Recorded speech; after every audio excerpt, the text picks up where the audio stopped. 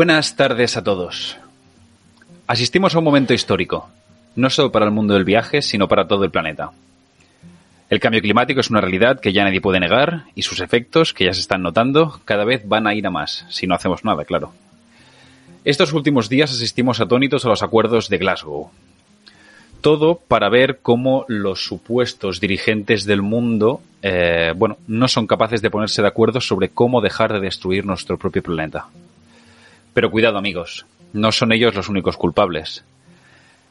Debemos mirarnos a los ojos y al espejo, cada uno de nosotros, y ver si realmente estamos haciendo lo suficiente para contribuir a dejar este mundo un poquito mejor de como nos lo hemos encontrado. Ya no solo me refiero a las emisiones de carbono, que tantas veces se han hablado en el mundo del viaje, sino a todos los niveles. Hemos delegado nuestra propia responsabilidad a nuestros gobernantes, convirtiéndonos en una sociedad que se niega a ser adulta, una sociedad que necesita estar tutelada. El mundo del viaje, por supuesto, no está exento de crítica. Algunos intentamos operar con viajes que tengan un cierto impacto positivo en las sociedades que visitamos, además de buscar proyectos medioambientales a los que poder aportar para compensar nuestros viajes. ¿Pero es esto suficiente? Quizás no solo el sector turístico, sino toda la sociedad deba dar un paso adelante. Quizás sea el momento de hacerse mayores, adultos y responsables, y empezar a trabajar, sin necesidad de que nadie nos lo obligue o nos legisle, por un mundo un poquito más responsable y un poco más sostenible. Soy Alex Tomboix, bienvenidos a Objetivo Horizonte.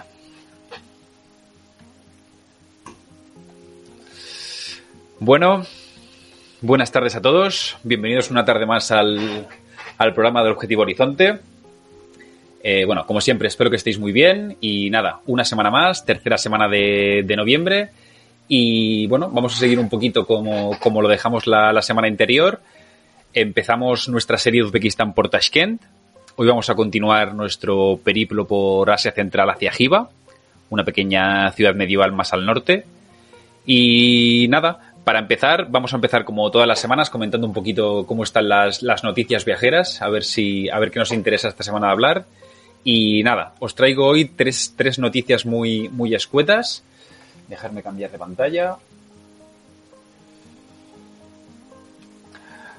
Bueno, pues empezamos. Tercera semana de noviembre, como os comentaba, hoy 17 de noviembre. Y la primera noticia que os quería comentar. La sostenibilidad empieza a ser importante para los viajeros, pero no lo prioritario. Esto va un poco en línea de la pequeña reflexión que os he hecho al principio, ¿de acuerdo?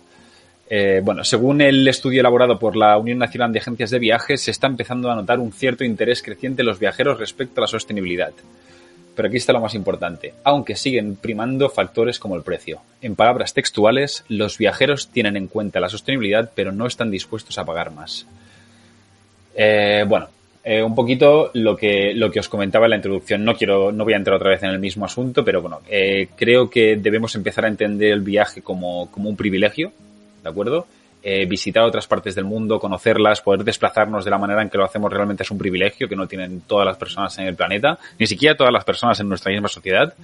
Así que creo que ya que tenemos este privilegio, tanto lo que nos dedicamos a ello como los que viajamos, los que somos viajeros, deberíamos hacerlo con un poquito más de responsabilidad.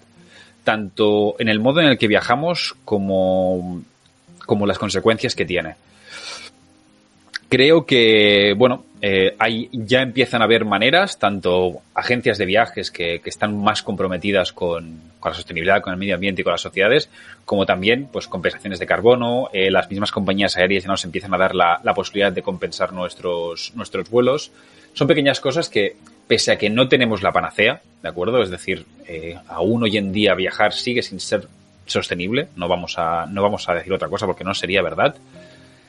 Sí que es cierto que podemos encontrar maneras para que cada vez, nuestro impacto, lejos de ser negativo, empiece a ser un poquito más positivo en nuestros viajes. Otra cosa que quería comentar de la noticia es que esto no solo va por los viajeros y también por las agencias de viajes, sino también que, según el informe, solo el 5% de los destinos informa sobre sus políticas medioambientales. Y, esto también va en la línea que, además de que las agencias y los viajeros pidamos cada vez más servicios sostenibles y maneras más responsables de viajar, también sería interesante que los mismos destinos, tanto países como ciudades, bueno, pues defendieran una gestión más responsable y más sostenible de su territorio. Al final, bueno, pues seamos operadores turísticos o ciudadanos de los lugares en el que vivimos, al final lo compartimos, este lugar, y no creo que nadie quiera ver malograda ni su ciudad de residencia o su pueblo o su entorno natural. Así que, bueno, creo que es un poquito responsabilidad de todos cuidar el planeta en el que vivimos, y esta noticia, bueno, pues refleja un poco la situación actual en la que nos encontramos. La siguiente noticia que os quería comentar, el titular: la mitad de los españoles que quiere viajar en los próximos 6 meses será al extranjero. En este aspecto, bueno, otra buena noticia para el sector. Parece que nos están dando un mensaje muy claro, y es que el sector turístico y sobre todo la confianza de los viajeros se está recuperando. Esto es muy importante, tanto para los que viajamos como para los que nos dedicamos a ello. Y bueno, lo comenté la semana pasada, cada vez es más gente la que viene a la agencia, en nuestro caso, a preguntarnos, que se anima más. Sí que es cierto, como ya os dije, que este verano aún hemos notado pues a veces cierta reticencia o ciertos miedos. Es normal, ¿vale? Es normal, la situación ya estamos viendo que sigue estando un poco inestable y un poquito revuelta, pero bueno, pues con la vacunación, las nuevas medidas que se están tomando, parece que cada vez estamos un poquito más cerca de volver a esa, no sé si normalidad que teníamos antes, si se puede llamar así, pero bueno, a recuperar un poquito este planeta que tanto nos gusta visitar. Y bueno, la última noticia que os quería comentar: India abre de nuevo sus fronteras a los no vacunados, importante, sin cuarentena. Esto para todos los viajeros es muy importante. Nada, poco más que decir. Otra semana más, otro destino nuevo que se abre.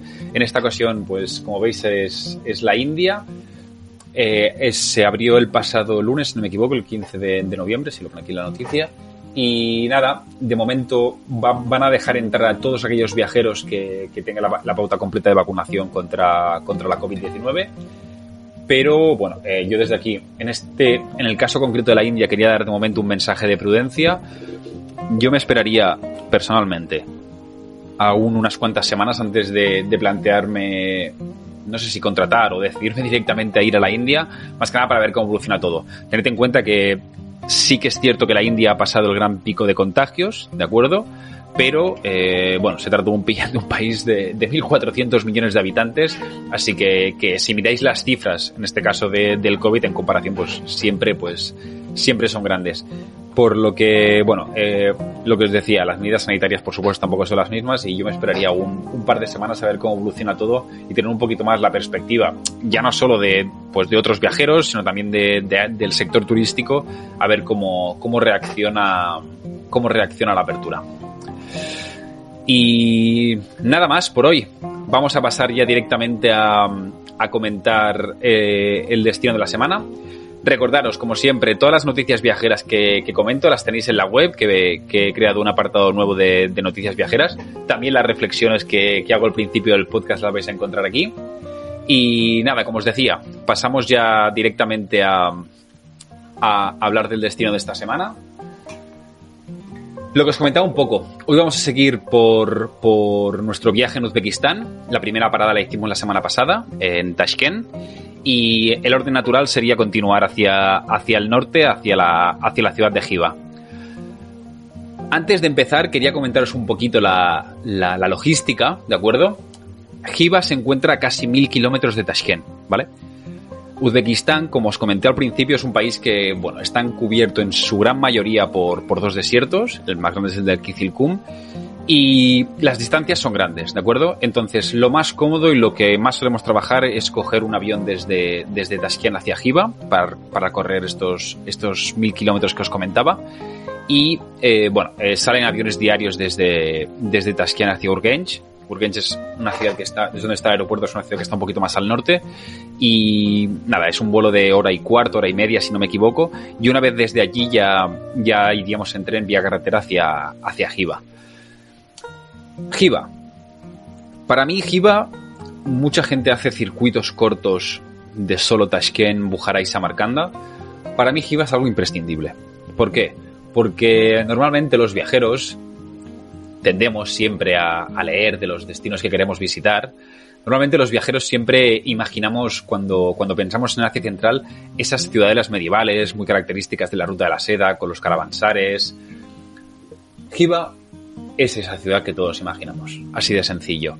Y nada, creo que es un destino ideal para seguir nuestra serie en Uzbekistán. Y bueno, paso a presentárosla un poquito. Lo que os quería comentar también es que, sobre todo, hay mucha gente que también, esto es importante especificarlo, la mayoría de gente piensa que la ciudad histórica, la que está en las fotos, es Giva, pero Giva es mucho más grande. Giva es una ciudad hoy en día moderna también. Pero lo que se visita y la ciudad en la que todos los viajeros estáis pensando es el barrio de Itxankala, ¿de acuerdo? Este barrio es el espacio amurallado de la antigua ciudadela, que es la Giva histórica que vamos a visitar. Nuestro interés, como os decía, se centra aquí, si bien vamos a estar a veces también un poquito a las afueras, porque hay ciertos hoteles que están bien para alojarse un poquito más en el exterior, pero nada, lo importante es lo que está entre murallas. Y vamos a empezar, como siempre, empezando con un poquito de historia. Ya sabéis que en el programa, igual que en el blog, me gusta mucho introducir un poquito la historia de los lugares que visitamos. Siempre os digo lo mismo, pero creo que es muy importante no conocerla en profundidad, pero sí tener algunas pinceladas para saber y entender el contexto de lo que estamos visitando. Más que nada porque después lo vamos a agradecer, porque vamos a entender mucho mejor ya no solo los monumentos o, qué sé yo, las mezquitas, las madrazas, sino también el contexto de la sociedad en la que nos encontramos, ¿de acuerdo? Entonces, vamos a pasar a esta vista. Perfecto. Bueno, pues nada, cuando hablamos de la historia de Giva, nos vamos a remontar en ciertos aspectos a lo que ya comentamos también de Tashkent, principalmente porque, como entenderéis, pertenecen al mismo país. Así que nada, se trata de una de las ciudades más antiguas de Asia Central. Se calcula que las primeras ubicaciones datan sobre el siglo V a.C. Y bueno, los primeros pobladores fueron pequeños pueblos nómadas de origen iraní. Pero bueno, una cosa importante para que os hagáis un poco la idea de la trascendencia de Giva en la historia es que Giva ya tiene su propio relato fundacional, así como su propia leyenda de fundación, y hace referencia a conceptos bíblicos. Se dice que Sem, que fue el hijo de Noé, el del arca, tras el diluvio, empezó a caminar por el desierto y en cierto momento se acostó a descansar. Mientras dormía tuvo un sueño en el que aparecían en el suelo 300 antorchas. Sem, pues, tomó este sueño como un presagio y decidió construir una ciudad con la misma forma con la que él había visto la forma de las antorchas. Una vez construida la ciudad, en su centro construyó un pozo al que llamó Jayvak. Y este es el nombre originario de la leyenda del que proviene el nombre de Giva en la actualidad. Pero bueno, leyendas aparte. Lo cierto es que los registros más tempranos de la ciudad de Giva datan sobre el siglo X después de Cristo, principalmente por viajeros y mercaderes musulmanes que atravesaban la región en dirección a Irán y toda la zona también de Persia. Pero será a partir del siglo XVII cuando la ciudad empezará a coger ya su mayor época de esplendor. Estaba ya construida como un kanato. Recordad que los kanatos significa un territorio gobernado por un khan. Recordad que es de origen mongol y toda esta zona fue zona de conquista, por supuesto, de Genghis Khan. Y lo que os comentaba, se formó a partir del siglo XVII el kanato de Giva y debido un poquito al curso de un río de la región que se llama Amudaira, una antigua ciudad que hoy en día aún quedan restos y se ha reconstruido, que se llama Kunia-Urgench, está cerca de la frontera con Turkmenistán, fue destruida. Así que la capital del Kanato pasó a ser Giva y se convirtió en una ciudad mucho más importante, ya no solo para el reino, sino también para el comercio. Esto además hizo que se convirtiera en un centro espiritual y político de toda la región y también, importante, en uno de los principales mercados de esclavos, ¿de acuerdo? Bueno, esto, como os he dicho, fue a partir del siglo XVII. Y así seguimos avanzando, no nos vamos a enrollar mucho más. recordar lo que os comenté de Tashkent, siglo XIX, siglo XX, empezaron las relaciones a intensificarse sobre todo con toda la zona rusa, Revolución Rusa, la invasión, época soviética, y bueno, en todo este aspecto pues comparto un poco la historia con el resto del país. Y lo que os decía, ya hablamos la semana pasada sobre ello y podéis escucharos el programa sobre Tashkent para tener un poquito más de información. Ya en los años 90 del siglo XX, pues tras la independencia de Uzbekistán ya se convirtió en la ciudad museo y en el reclamo turístico que conocemos hoy en día. Y bueno, como veis, Xiva, aunque igual que la región y seguramente también el resto del país pues ha tenido una historia un poquito turbulenta, sigue siendo una joya en bruto. Sigue siendo una joya en bruto ya no solo por la tradición que la rodea, sino por conservar Ichan-Kala, esta ciudad amurallada en un estado perfecto. Y creo que, bueno, como os decía, creo que es una parada obligatoria en cualquier viaje a Uzbekistán y que siempre recomiendo, la verdad. Vamos ahora también a ver un poco, seguimos con nuestro recorrido, vamos a ver un poco qué es lo interesante de ver en Xiva. Y bueno, hay que tener en cuenta, primero de todo, el tamaño de la ciudad, ¿de acuerdo? ¿Por qué os digo esto? Porque como os he dicho, la parte interesante, ¿vale?, es todo lo que queda dentro de murallas. La ciudad contiene más de 50 monumentos visitables, ¿de acuerdo? Os parecen muchos, pero tened en cuenta que hay muchos edificios que son poco más interesantes que aparte de ser visitables, ¿de acuerdo? Hay que entender que el espacio no es muy grande, pese a que, bueno, que es un lugar precioso y que yo tampoco recomiendo mucho tiempo para visitarlo, ¿vale? Normalmente, en los viajes que yo organizo personalmente, el día de llegada desde el aeropuerto, desde Tashkent, como el avión acostumbra llegar a la 1:00 de la mañana, solo con ese día es suficiente para visitar Xiva, ¿de acuerdo? Es una ciudad que es pequeña, como mucho podéis visitar 2 días si os gusta un estilo de viaje un poquito más low travel, pero normalmente con un día y medio es más que suficiente para conocer la ciudad. Vamos a ver un poquito los puntos más interesantes que yo considero que tenéis que tener en cuenta a la hora de visitar Xiva, ¿de acuerdo? El primer punto del que os quería hablar es el de las murallas de Xiva. Las murallas y las puertas, importante. ¿Por qué os digo esto? Pues porque aunque parezca una obviedad, ¿de acuerdo? No lo es. Tened en cuenta que no solo las murallas, sino las 4 puertas de la ciudad vale mucho la pena visitarlas. Se trata de unas murallas de más de 10 metros de altura, son impresionantes, y darse un paseo alrededor de la ciudad también para entender la magnitud de esta ciudad realmente es un punto cardinal. Igual que las 4 puertas que tiene una en cada uno de los puntos cardinales de la ciudad, ¿de acuerdo? Destaca especialmente la del lado este, conocida como Ata Darboza, y bueno, aunque sin serlo, ¿vale?, puede ser considerada una de las puertas principales de la ciudad.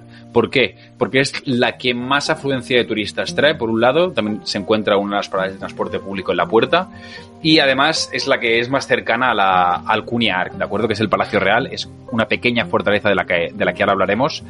Personalmente yo os recomiendo que visitéis las 4 puertas.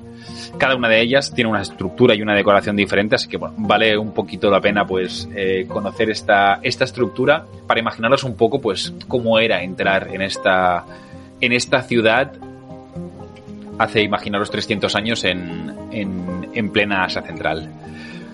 El siguiente punto del que os quería hablar es el Kunia Ark, ¿de acuerdo?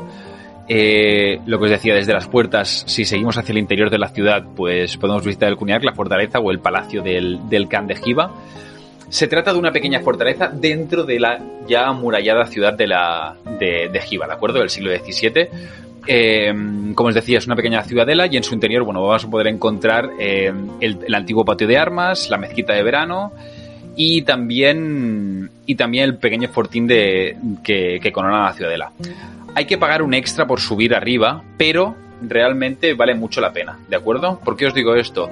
Porque una de las fotos más famosas de Giva, la gran panorámica con los minaretes de fondo y las madrazas, se toma desde aquí, ¿de acuerdo? Desde este techo. Podréis ver también el patio de armas desde arriba, pero realmente las vistas y la panorámica que ofrece la ciudad valen mucho la pena. Así que, bueno, yo os lo recomiendo. Hay que pagar un extra por entrar, pero de verdad que vale la pena. Seguimos un poquito más adelante. Justo al lado de esta fortaleza nos encontramos el Palacio Tashkauli. Se trata de el antiguo Palacio del Khan y también el harén, donde vivía con sus esposas. La edificación está construida a mediados del siglo XIX, así que no es muy antigua. Y bueno, se trata un poquito del perfecto ejemplo de opulencia y de la bonanza económica que había en la región en aquella época, ¿vale? Se dice, además, que el Khan ordenó la construcción del palacio y ordenó que no fueran más de 2 años. El palacio finalmente fue construido en 8 y parece que no le sentó demasiado bien, así que, bueno, varios arquitectos y constructores que participaron fueron ejecutados por no cumplir, digamos, los plazos de entrega. Además, dentro del palacio podemos visitar, además de algunas de las salas interiores, podemos visitar el harén. El palacio, tened en cuenta que cuenta con más de 150 habitaciones, todas conectadas entre ellas por pasillos, muchas veces sin ventanas, por lo que, bueno, es casi un auténtico laberinto. Y nada, todas las habitaciones están conectadas, excepto, por supuesto, las del harén de las mujeres del Khan. Como os decía, para mí también es uno de los edificios que vale mucho la pena visitarlos, ya no solo por la estructura del mismo, sino por la decoración de las habitaciones, que es muy rica en adornos, en jarros, y bueno, podemos ver un poquito lo que os decía, la opulencia con la que vivía el Khan y sus esposas en esta época. El siguiente punto es un poquito delicado, ¿de acuerdo? Porque os voy a hablar de una madraza, ¿de acuerdo? La madraza Muhammad Amin Khan, que no solo es la madraza más grande de Giva, sino que es la madraza más grande de toda Asia Central, ¿vale? Como ya os comenté la semana pasada, las madrazas son escuelas, eran y son escuelas de enseñanza islámica, donde, bueno, además de enseñarse las reglas y de estudiarse el Corán, también se enseñaban, por supuesto, otras artes, como podían ser, pues, matemáticas, astronomía, etcétera, o lenguas, ¿de acuerdo? En este caso, la madraza fue construida por el Khan Muhammad Amin, quien, bueno, pues le puso su nombre, ni corto ni perezoso, y bueno, el Khan quiso construir, como os decía, la madraza más grande y también el minarete más alto del mundo, ¿vale? En el caso de la madraza, pues lo consiguió, y en el caso del minarete, aunque pues no pudo ser, como ahora veremos. Pero bueno, en lo que refiere a la madraza, hoy en día ya no es una madraza, ya no está operativa, sino que en su interior encontramos uno de los hoteles más característicos o más famosos de Giva, que es el Orient Star. Es muy característico porque es un hotel construido dentro de una madraza, ¿de acuerdo? Si queréis vivir la experiencia de dormir dentro, es una buena oportunidad, es interesante, aunque para mí la calidad del mismo no es de las mejores, ¿vale? Muchas habitaciones que tienen no tienen ventanas al exterior, tienen poca luz. Personalmente creo que hay mejores opciones para alojarse dentro de las murallas en otros hoteles que hay, ¿de acuerdo? Pero bueno, ya os digo, es un lugar interesante porque os podéis alojar en una antigua madraza y bueno, aquí lo dejo, a vuestra elección. Ya os digo, es un hotel que está considerado como un hotel de 3 estrellas, pero sin más, la verdad. El siguiente punto que os quería comentar es justamente el minarete, que uno de los minaretes pues, más famosos y que seguramente se ha convertido también en una de las imágenes más características de Giva. Se trata del minarete Kala Minor, ¿de acuerdo? También es obra del Khan Muhammad Amin. Y de igual manera, como os decía, que la madraza, el minarete estaba destinado a ser uno de los más altos o el más alto del mundo, ¿vale? En su idea de construcción debía de medir 80 metros de altura, superando al minarete de Bukhara y también al de Delhi. pero sin embargo su construcción se vio un poquito frustrada. Finalmente, cuando el minarete es muy curioso porque cuando buscas datos históricos sobre este minarete, en vez de darte la fecha de muerte o la edad del Khan de la muerte, que fue por eso que el minarete no se acabó, te dan cuánto medía el minarete en el momento de la muerte del Khan. ¿De acuerdo? Y eran 26 metros, que es lo que mide hoy en día, pero bueno, el Khan finalmente murió en batalla contra los turcomanos y no se pudo finalizar la construcción. Y bueno, aunque inacabado, pues se ha convertido en uno de los símbolos de la ciudad, y su belleza realmente, los azulejos que lo envuelven son incuestionables y realmente es realmente un edificio imponente y que vale mucho la pena de ver. Seguimos adelante. El siguiente punto, vamos a hablar también de minaretes. En este caso se trata de un complejo. Mucha gente lo identifica solo con el minarete, que es el minarete Kozka, ¿de acuerdo? Pero Islam Kozka, pero se trata de un complejo. ¿Por qué digo esto? Porque si bien sí que es cierto que el minarete es el más alto de la ciudad, finalmente mide más de 57 metros, es una construcción impresionante. Su construcción es bastante contemporánea, pese a eso, data del 1908, y bueno, además, aunque mucha gente se olvide de la otra construcción, se trata de un complejo, porque la construcción consta del minarete y también de una pequeña madraza, ¿de acuerdo? Que bueno, que también vale mucho la pena de ver si se puede entrar en ese día. Igual que desde el Cunyar al minarete se puede subir, desde donde se puede obtener una panorámica impresionante también de la ciudad de Giva. Y bueno, no se llega hasta arriba del todo, el minarete mide 57 metros y el mirador llega hasta los 45 metros de altura. Así que bueno, otro de los puntos fuertes que creo que también se tienen que incluir en la visita. Y llegando ya al final, el último punto que os quería mencionar es el de la mezquita del viernes de la ciudad, la mezquita Juma. Para mí, amigos, esta es la joya de la corona, ¿vale? Se trata de un recinto impresionante, único. Es, de momento, una de las mezquitas más bonitas que he podido visitar, y además creo que es una de las mezquitas más singulares del mundo por su estructura. Me explicaré. La estructura actual data del siglo XVIII, ¿vale? Pero se edificó sobre una antigua mezquita cuya fecha original es sobre el siglo X aproximadamente. Pese a que desde fuera puede parecer, bueno, pues una mezquita más o menos típica de esta región de Asia Central, si entramos en su interior vamos a ver que tiene una arquitectura no solo sublime y delicada, sino que es única. En el interior vamos a encontrar más de 200 columnas de madera talladas a mano que hacen que el interior de la mezquita parezca un auténtico bosque, ¿vale? Algunas de las columnas son reutilizadas de la antigua mezquita, otras se trajeron aquí de otros edificios antiguos de la ciudad, otras incluso formaron parte como un botín de guerra de batallas. Os podéis imaginar el calado histórico y la importancia histórica que tiene cada una de estas columnas y lo que representa que haya una edificación, una mezquita del viernes construida con todas ellas. Tened en cuenta además que en el interior hay diferentes entradas de luz en el techo, ¿de acuerdo? Entonces lo que hace es que esta entrada de luz natural le otorgue durante todo el día diferentes tonalidades que, bueno, le dan un ambiente y una atmósfera realmente mágica. De verdad. Para mí es una de las paradas obligatorias y fue no solo de Giva, sino que fue una de las visitas y uno de los puntos que más me impresionó en todo mi viaje a Uzbekistán. Además, nada más llegar al recinto vais a ser recibidos por una puerta de madera preciosa también, tallada. Me parece que tiene más de 7 siglos, si no me equivoco, y bueno, ya nos da una idea de cuál es la magnitud del lugar que vamos a visitar. Y bueno, estos son un poquito los puntos que os quería mencionar sobre la visita a Giva, ¿de acuerdo?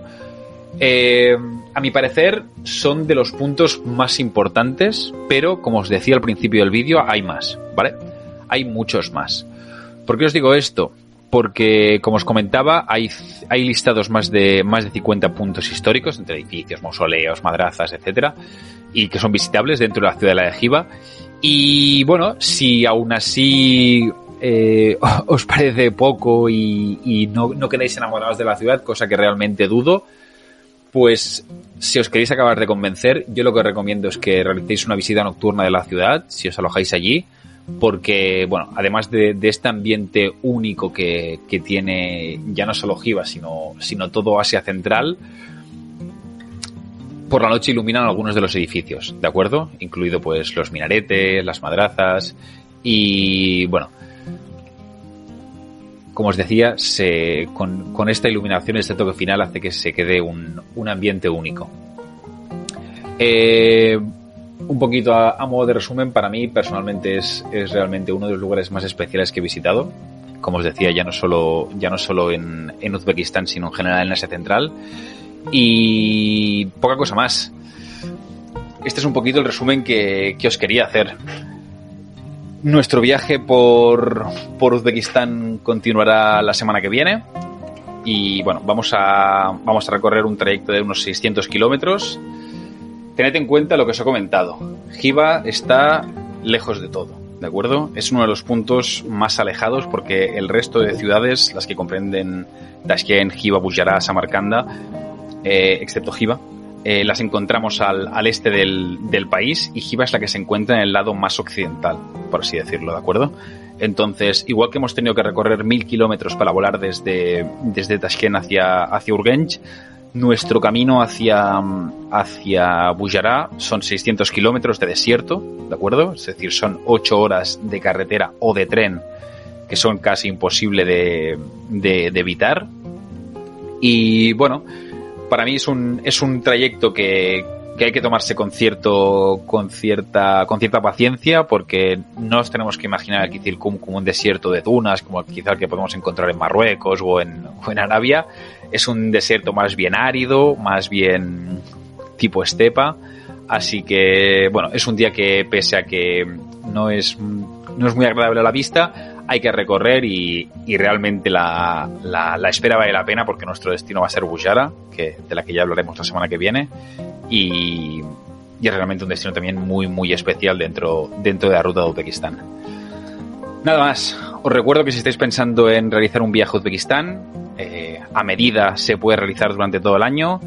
Ya sabéis que este es mi oficio, soy el herrero de los viajes, y se puede visitar durante todo el año. Para mí las mejores épocas, siempre os lo digo, son primavera y otoño. Ya sabéis que en Uzbekistán en verano hace mucho calor y en invierno hace mucho frío, pero pese a eso se puede visitar todo el año, pues todo el año tiene encanto el país, ¿de acuerdo? En invierno podéis encontrar incluso las ciudades nevadas.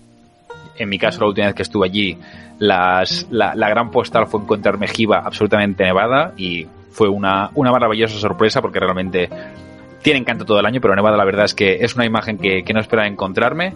Y nada más, me despido aquí. Recordad, como siempre, tenéis todos los artículos de los programas que vamos hablando subidos al blog de Horizon.com. Además, todos los vídeos son resubidos y editados en YouTube, donde los encontraréis también en el canal del programa.